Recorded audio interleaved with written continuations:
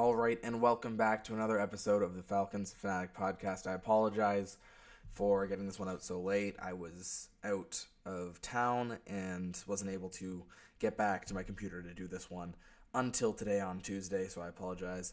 I'm sure it's not going to get a lot of views, but I'm doing this maybe as a cathartic experience for myself after it seems like the Falcons season has ended this time a little bit later, maybe a week later than usual.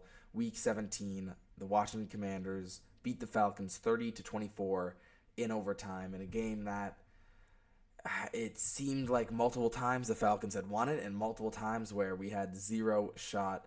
But I'll just start off with the beginning talking about Raheem Morris's decision because that was clearly the biggest topic coming out of this game, especially for Falcons fans.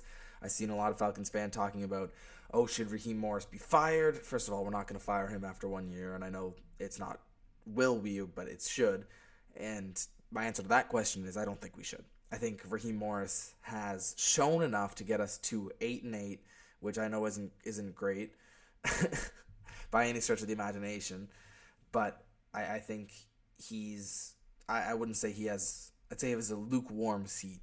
This season we've fallen below expectations, but not that far off of expectations. If we win next week, which I expect we do against the Panthers, we'll be 1 or 2 games below expectations. And I think that's a fine performance as a head coach. I think this is a much more talented team than we've had in past seasons, especially with how this defense has come along over the past couple of weeks. But hopefully we come into next season having figured out that defense and coming in with having to figured out our offense with Michael Penix Jr., although today wasn't the perfect game from him as a quarterback. Especially, it ended great. In the middle was great. In the second quarter, the first and third quarters were quite shaky for Michael Penix. But he's got stuff he has to iron out. I don't think there should be any overreactions in his department. But yeah, just a game we definitely should have had, and I'm not gonna blame Raheem Morris for a game we should have had, because if that kick does go in, complete switch up for everybody on Twitter, and everybody's singing his praises. So I think we should just hold on just a little second. I will rebuttal that with saying, at the time when we threw and completed that pass on the right side to Darnell Mooney, I was screaming, timeout, timeout, timeout, timeout. Because I knew 30 seconds really bleeds down with 2 things: big completions and sacks. And it was the same problem that the Bears had when they got sacked against the Lions and they didn't call a timeout, and that's what got their coach fired. And I don't think we're in a similar situation as the Bears, who have really, really disappointed. But the on big plays and sacks, you have to call a timeout because you're going to lose so much more time than you think. And to get a call play in there when there's so much excitement, everybody's still reacting to the last play that happened, everybody has to get set up. It's just going to take way more time than you think. And especially holding on with 2 timeouts, there's a chance we don't even use the second timeout, and we don't really.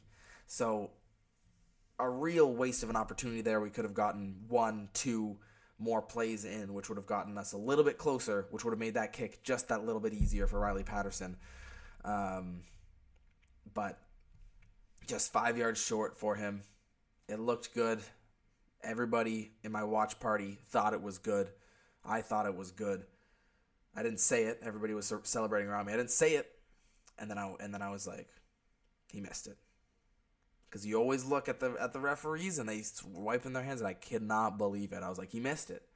There's no explanation in my brain how that didn't go in, but it was a long kick, and I'd be kidding myself if I thought Younghoe Koo was guaranteed to make it. I do think he would make it, but he does not have the biggest leg. He's injured. But I think if Younghoe Koo trots out there, somehow, some way, he wills that through the goalpost. That's just the way that Koo is. It's just the way that Koo is made, and that's just what he does. He hits big kicks. He's big kick Koo. Patterson, not the same. Being not impressed with what he's done with us. Every single time he steps up, I am shitting my pants. And I think special teams as a whole has been pretty good this year. I would like a new kick returner, and I'd like us to figure out Koo's injury, figure out kicker, and I think we are probably one of the best special teams units in the league. Let's talk about the offense here. Like I said, it struggled to start. I was watching, and Michael Penix a little bit bothered. It's his second start. He's in a big spot here against in a rough crowd at Northwest Stadium in Washington, and it's taken him a little bit to get to reads. It's taken him a couple of times, and he's deciding to force it a little bit. And I think after that pick, which he throws straight into the hands of Quan Martin, I think people get in his ear and says, whatever you goddamn do not force the ball in a place you don't think you can make it. And that's when you saw in the third quarter, his second stretch of poor play is because he wasn't forcing it enough, and he was taking his time, and 2 3-and-outs on, just Bijan Robinson, he gets one run, and then he is airing it out. Washington bleeds a lot of time off the clock with long rushing drives from Jaden Daniels. Nothing more infuriating than a goddamn rushing quarterback runs for 8 per carry.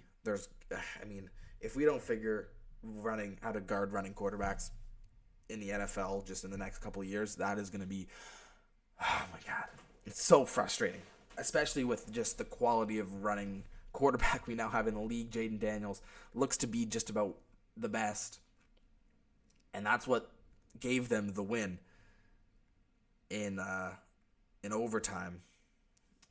Was Jaden Daniels' ability to rush. I thought our defense played really good in spots when they wanted to. They were able to generate pressure, but Jaden Daniels was able to escape. And that's when they really hurt us. Passing-wise, Jaden Daniels, sure, passes for 227, but it's 24 on 36, not super efficient. And you saw some really star performances from people. We haven't seen star performances like A.J. Terrell, who was absolutely locked down. I don't know what they told A.J. Terrell coming into this game, but he was absolutely locked down on Terry McLaurin. 1 reception, 5 yards for Scary Terry.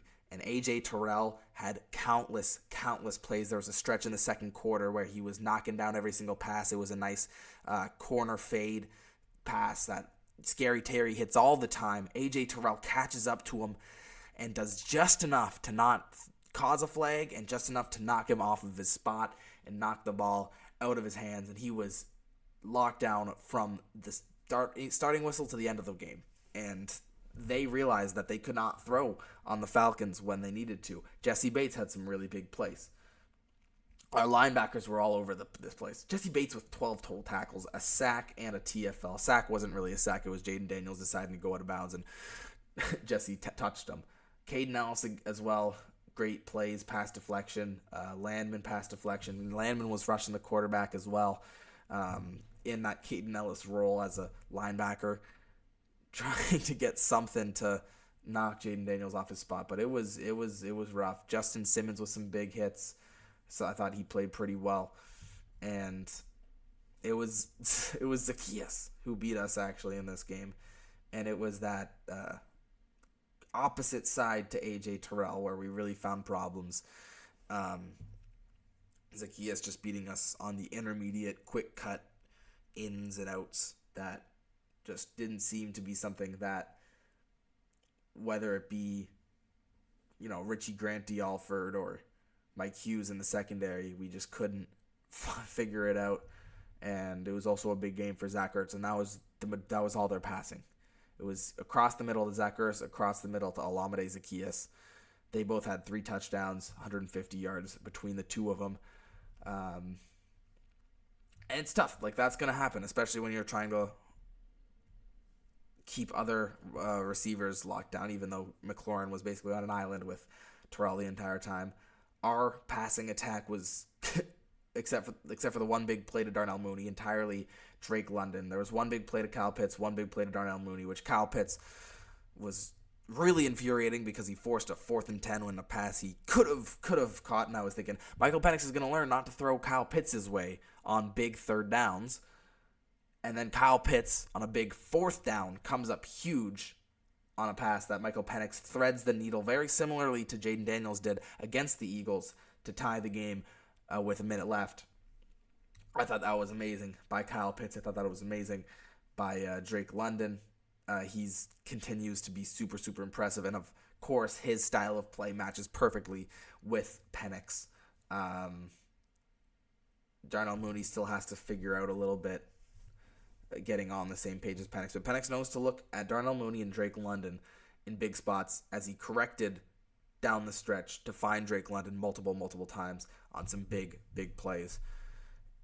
The only thing, another thing, not the only thing I'm worried about Michael Penix was he had 2 fumbles in this game, and he was holding the ball a lot of the time in the pocket just so nonchalantly. And that was something that the commentators on this game were really, really complimentary about Penix, was that his poise in the pocket, how confident he seemed in the pocket.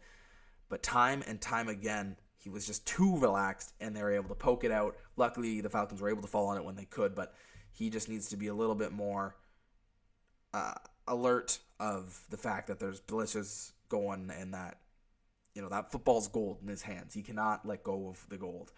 Bijan Robinson, I just want to talk about this quickly. Drew Dahlman, that set up the Kyle Pitts game-tying touchdown, was 1st down. Would have given us more time to get into position for Riley Patterson, is all I'm saying. But Drew Dahlman flips it right over Bijan Robinson's head, and I was thinking, what a fitting way for the Falcons season to end on another goddamn trick play, which is something that screwed us last year, was head coaches getting too cute in the red zone. I know it worked earlier on in the day, this formation where it's Bijan in the quarterback spot receiving the hut, Penix right behind him, some blockers, Charlie Warner, Tyler Algier on the sides of him, and it worked out. Scored a touchdown on it earlier, but it's just too big of a spot, too loud, too cute. Just hand it off to Bijan any other way. Goes over his head, loses 20 yards. Bijan tries to salvage it. We couldn't. Penix, really, really poised stuff. Amazing stuff. And that's the stuff that's going to get you paid big money in the NFL, is being able to bounce back from that, not get shook, not get rattled, create just enough. And we saw that from Penix. We saw him create when he needed to, and we saw him create off of pressure as well, even though he did fumble it a couple of times. And yeah, it is a sad way to end the season, but I don't think it's the worst end of the season, and I think we do have hope going into next season, which I didn't think we would if we didn't make the playoffs this year, but I really do believe in this team going forward. I can't not sort of, I have to. We have things we have to figure out defensively. We need to get pressure that's not just simulated. I think we've seen a little bit of pass rushing chops from an Arnold Ebiketie. Judon did not work out for us. We've seen a couple of our guys develop. We need somebody to develop further, but looking at our pick, which is, I was going to call it a top pick. I don't know if it's a top pick this season. In the teens, or if we look at our pick in the teens here, I think we really need to look at some, and I haven't done any research on the draft, I'll be honest, but a pass rusher is still first and foremost what we're looking for. If we can not bring back Mike Hughes or D. Alford, I think obviously another cornerback would be really important for this Falcons team. I think I would be happy to bring back Justin Simmons. I think figuring out that, maybe a depth offensive line piece, and yeah, edge pieces, depth offensive line, maybe a middle linebacker later rounds, and then our third receiver, and that's basically all I need to see in this Falcons draft. I think we have a pretty complete team. I think we can attack this really well. It's unfortunate we're going to have to eat a huge cap of Cousins, but look, I'm not as frustrated as it was the game. I've tried to accept the fact that we've lost and move forward, and that's what I'm trying to do. But it looks like Tampa Bay is going to win the NFC South once again for the third season in a row, as the Falcons came just 5 feet too short on a loss to the Washington Commanders, and Jaden Daniels just really scrambles for the win once again in his heroic season. Maybe we'll be the Commanders next season, the Commanders of next season. Hopefully, we shall see. Anyway, thanks for listening. That's been the Falcons Fanatic Podcast. I'll see you guys next week for the last episode of this season against the Panthers. Maybe I'll be singing a different tune and there'll be another episode after that. But I highly doubt it, as we would need the Saints to beat Tampa Bay when the Saints have nothing to play for. So, we'll see.